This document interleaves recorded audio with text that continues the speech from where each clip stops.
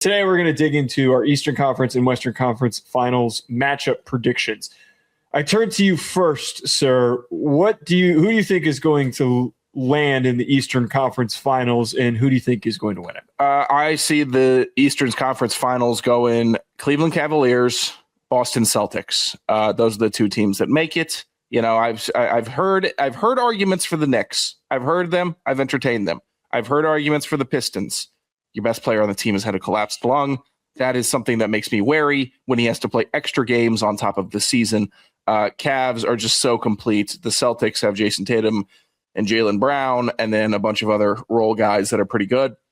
But how I see that shaking out, Cleveland beating the Celtics. I will not pick the Celtics off of a moral high ground situation, but I also will not pick them over the Cavs because the Cavs have better size, more impactful size.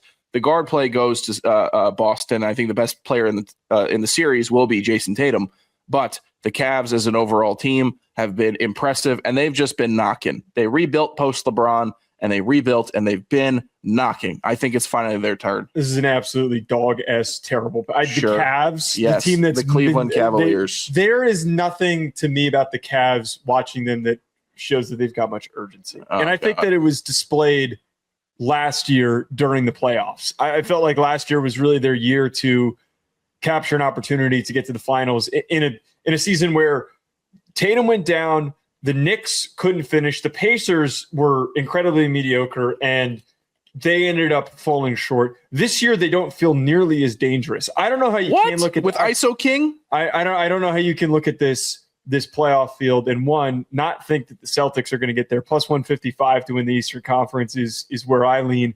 I already talked about this with the Celtics, that as soon as Tatum came back, the way that they improved is what is incredibly disturbing for anyone who's a fan of a team in the Eastern Conference. I'm a Knicks fan. I have kind of thrown out all faith, especially with the way that the Knicks slumped to the end of the season. Mm-hmm. But the fact that Tatum comes back and Jaylen Brown, who was already at the very edge of the MVP conversation, wasn't Glaze him more, bro.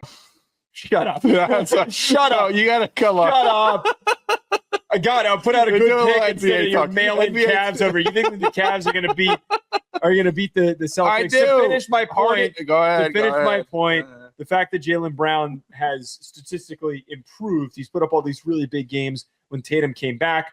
It's not Tatum returning and trying to take over the show and the chemistry being off like everybody projected. It's the opposite, which I think is what makes them the most dangerous. But, dude, I don't know how you can't buy into this Pistons team to be the team that they face off with. I know that I'm going a bit chalky here with 1 versus 2, but Cade being back and available and witnessing multiple instances with a lot of their backup players having to play and them still playing really, really well, I think that this Pistons squad is one of the deepest in the NBA, and they're going to work their way through the Eastern Conference. It's just not their year yet to reach the NBA Finals. Look, man, no one's glazed the Thompson twins more than me. I love how Assad. Have you? I have. I genuinely have been glazing him often. I like this Detroit team. I have nostalgia for a team that I never got to see in the bad boy Pistons. I am one of these morons that associates with the blue collar team, the gritty team. Like that is what I do. So why would I not root for the Pistons? I would. But I like Cleveland more. They're Steak. Dude, are you kidding me? Steak. ISO King James Harden, Cold Blood Donovan Mitchell, Evan Mobley, huge. You know what? Jared Allen, monster. You know what those you're naming a whole bunch of mid. Oh.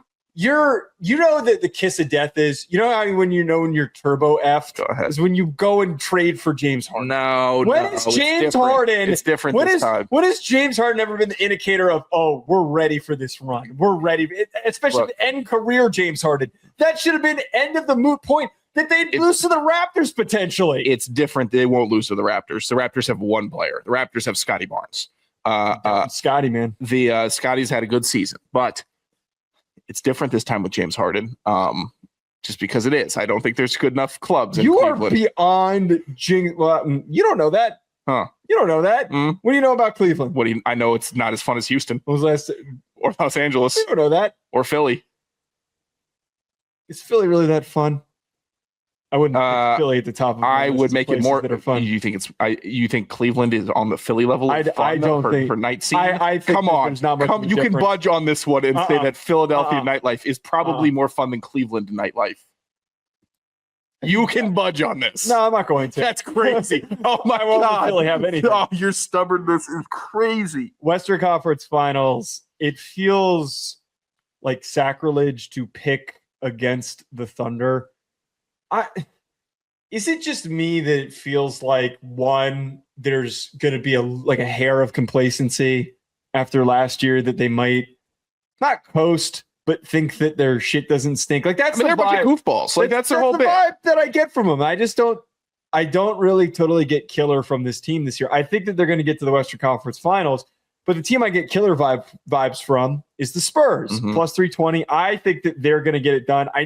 It's interesting listening to various NBA shows talk about this because you hear them embedded in their logic of decades of covering the sport. A lot of them lean on the Thunder just for the various checks going into various boxes of, like they've been here before. They're starting to get more and more veteran, all these things. But the way they talk about the Spurs, they don't want to acknowledge that subconsciously they're pushing for the Spurs and that the Spurs make a lot of sense.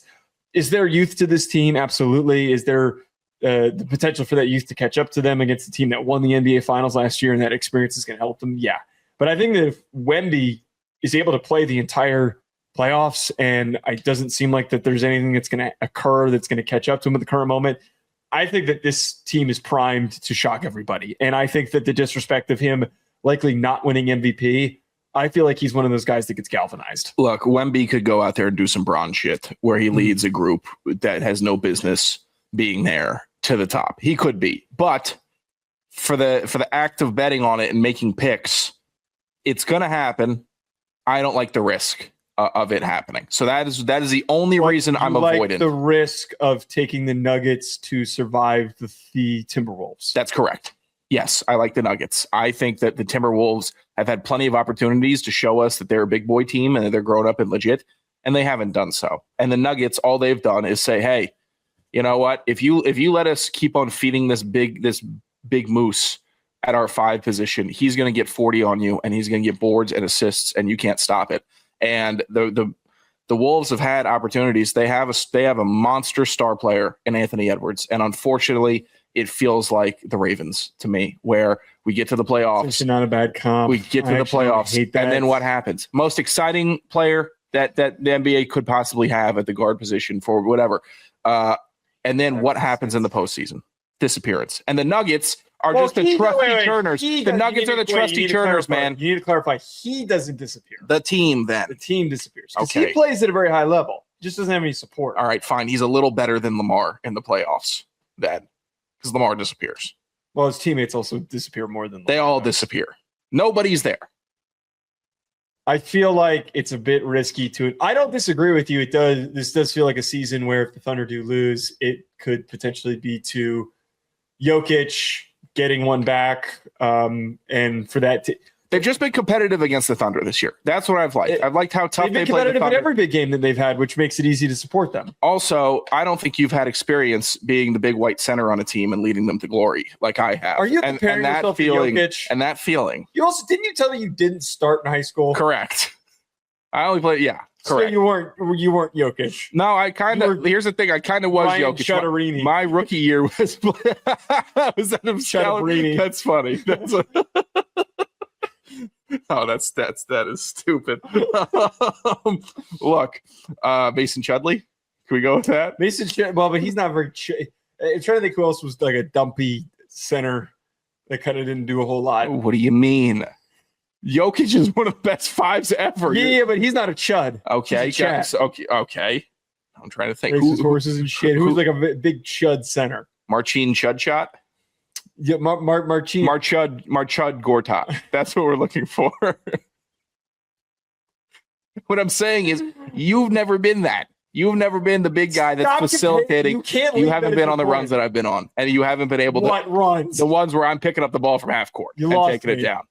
You're carrying the ball up. I'm taking the ball up court. Okay. I'm just telling you, there's a special. The team rallies around the big center that can handle the rock. Okay, what's your logic for them getting to the NBA Finals, though? I mean, them having won, it makes sense. It feels like there's a lot less drama with this team this year. It feels like they're a little bit more locked in. I just see them, and I really just think they're just quality. I look at Jamal Murray, I say, man, good God, that guy is unstoppable sometimes. The elevation of Christian Brown has been great, where he came in and it felt a little gadgety, and then look at him, starting rotation. Aaron Gordon found himself in a tremendous role with the Nuggets, where he's big, he can shoot the three, physical on defense. He's not just how Orlando was using him, which is fast break dunks, which was just so stupid. And then Jokic, who's going to stop him? Wemby. If it's Jokic, Wemby, that's when I get scared. Jokic versus the other 28 centers. Well, they're going to have to face off with one another. Yeah, that's going to be the big challenge. I'm not worried about what Jokic does against the Thunder, not one bit. I'm worried about him getting past Wemby. But if he does that, they're a more complete team than San Antonio, and then that's how I get my logic. I think that the general takeaway here is that the survivor of that matchup between the Nuggets and the Spurs is the team that I think has the momentum to get to the NBA Finals. The Thunder are obviously so good, but I don't know about you. Whenever I watch the Thunder, I'm kind of lulled to sleep, and maybe that's maybe it's free throw show. That's the mistake. It's free throw hour.